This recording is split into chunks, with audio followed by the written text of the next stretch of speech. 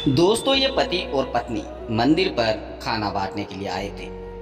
तभी वह देखते हैं कि इन बच्चों के साथ एक महिला बैठी हुई है। वह इन पंडित से पूछते हैं कि पंडित जी, ये महिला कौन है जो इन बच्चों के साथ भीख मांग रही है। पंडित जी कहता है कि क्या करें, ऐसे नालायक बेटे होते हैं जो अपने माँ बाप को बूढ़े होने पर घर से बाहर निकाल देते हैं। यह भी ऐसी ही है, इसको भी इसके बच्चों ने घर से बाहर निकाल दिया है।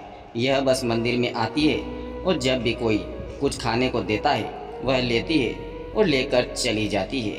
ऐसे बेटे और बेटियां किसी को ना मिले, ऐसी बहू भी किसी को ना मिले जो अपनी सास को घर से बाहर निकाल दे। तो वह उन्हें खाना देते हैं, बच्चों को खाना बांटते हुए।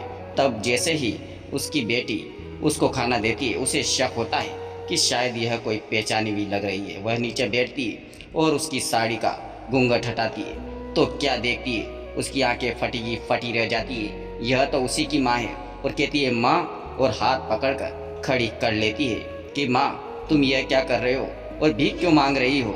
दामाद भी यह देखकर चौंक जाता है कि यह सब क्या है।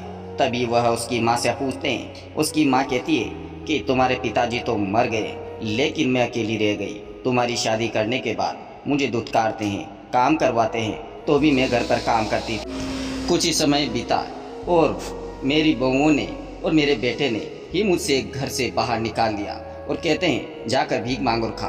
बेटी कहती है कि यह क्या किया उन्होंने, मैं जाकर समझाऊंगी उन्हें और बोलूंगी कि ये क्या हरकत है। वह तुम्हारी माँ है और माँ को कोई घर से बाहर नहीं निकालता है, ना भीख मंगवाता है। कि तभी उसकी माँ कहती है कि उनकी खुशियाँ उनके पास रहने दो, मैं तो अपना बुढ़ापा इसी तरह भीख मांग कर निकाल लूँगी। लेकिन कहते हैं ना कि बेटियों का दिल काफ़ी बड़ा होता है, और यहाँ तक कि उसके घर वाला और दामाद का दिल भी इतना बड़ा था कि वह कहते हैं कि यह सब करने की ज़रूरत नहीं है, आपको हमारे साथ रहना होगा। दोस्तों, अब जो होने वाला है ये देखकर आप चौंक जाओगे। उससे पहले अगर नवरात्रा चल रहे हैं, माता रानी के दर्शन हुए होंगे, तो वीडियो को ज़्यादा से ज़्यादा लाइक, सब्सक्राइब और शेयर जरूर करोगे। आपकी मनोकामना इस नवरात्रा में पूरी हो जाओगे। और माता रानी के दर्शन तो कर ही लिए, सब्सक्राइब भी कर दीजिए। यहाँ पर वह रोने लग जाती है। उसका दामाद कहता है कि आपको रोने की ज़रूरत नहीं है, आज से आप हमारी माँ हो और एक सास भी माँ के बराबर होती है। तुम अब हमारे साथ रहोगी और हमारे साथ ही चलोगी घर पर।